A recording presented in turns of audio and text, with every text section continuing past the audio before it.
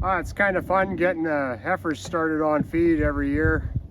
This year especially so, we got some good feed stuff, some fresh hay and lots of fresh oats, so got some good things to work with and figuring out the ration, and got a nice bunch of heifers to work with, so it's good.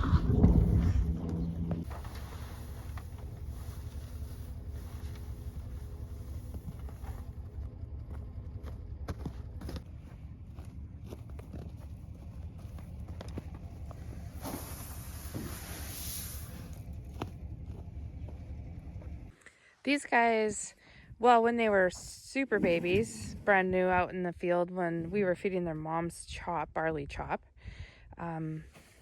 they would get some of that in their mouth and roll it around a little bit, but they haven't had anything like that for so long now. So we put some oats on there, and then they can get started on grain that way. These are just whole oats that we grew. They won't be getting our rolled barley for quite a while. Every group now here on the farm has got a protein tub. It'll last quite a while, which is good because they're over a couple $100 a piece.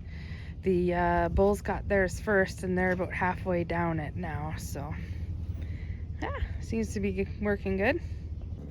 So feed bunk management's pretty important. You put them out in with grain, you want to make sure that one trough doesn't get left with nobody in it.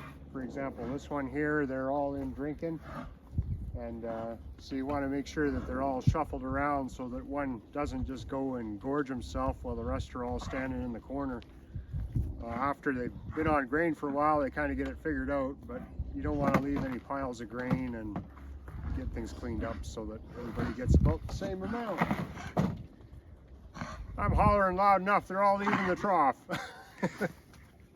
It's a good opportunity for us to be around them and sort of for a happy reason, you know, because they're eating and whatnot.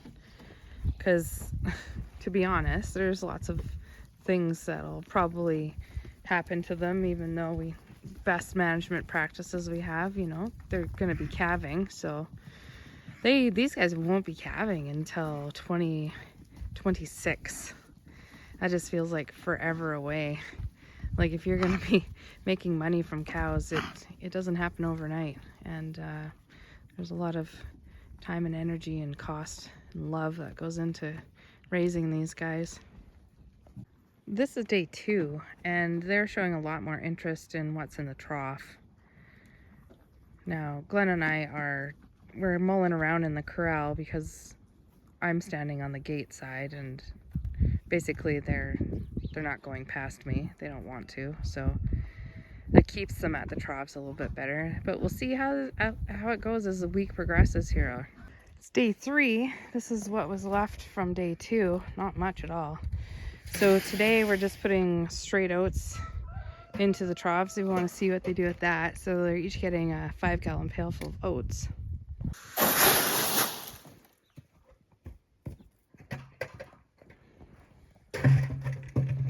And day 3, and maybe you can see them, they're in the alleyway leading up to the corral. Awesome. They do get into a habit of coming to the gate, so you don't have to chase them. The trick is to time it just right so that the little darlings don't get tired of waiting and disappear. Also, we shut the corral gate at nighttime so they can't just already be in here and then tootle off, so that we have to chase them back in. Having that older cow in with them sure makes a difference. There's not all that stress of not knowing what to do. Anyway, shouldn't speak too soon because they're not in yet, but this is going pretty well so far. So awesome to have heifers here again.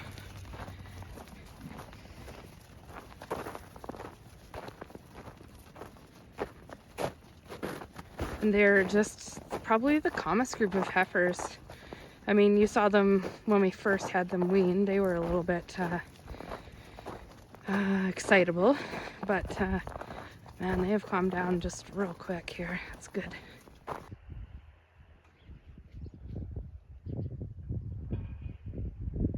Yesterday, they found the protein tub.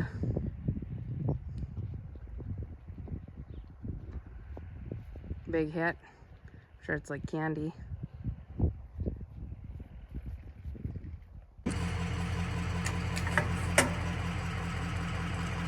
Oh, that's really close. I said 25 pounds. It's 22 pounds? 22 pounds. Okay, day 4.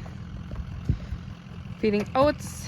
We are feeding 3 pails of oats, and you saw these pails weighed 22 pounds.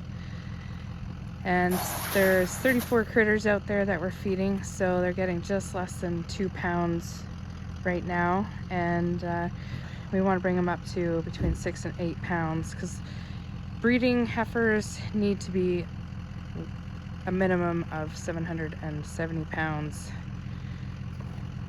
when they get put out with the bull. It's ideal, I guess.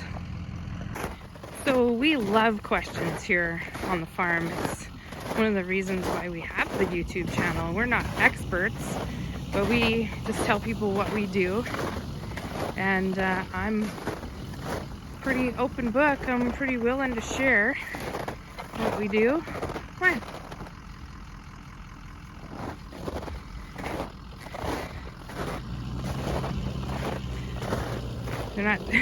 They're not hungry, and they don't necessarily want to go in today.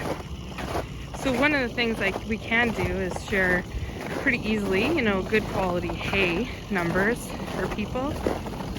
When it comes to grains and feed like that, it's so variable depending on where you live and what you're feeding them, that we really do sort of just tell people to get in touch with their local ag office if they have one.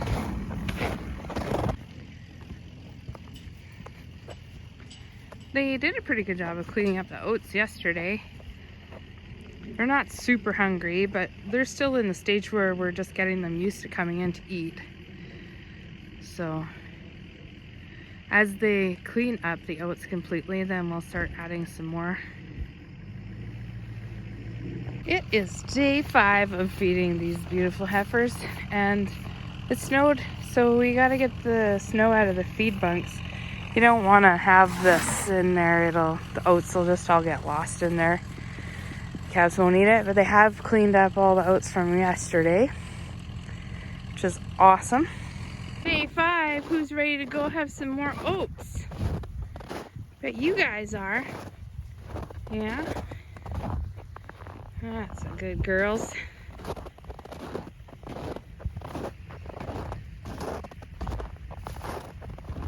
You can tell how cold it is by how squeaky the snow is.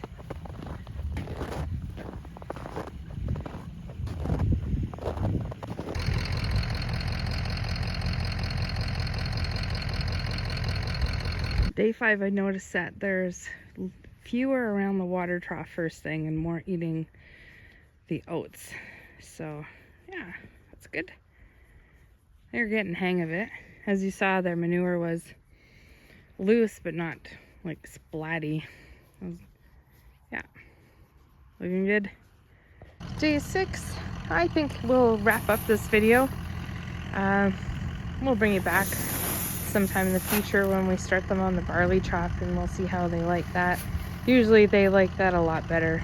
So yeah, we'll call that good. Everybody's doing well, and hope you guys take care. We'll see you in the next one. Come to Japan with us.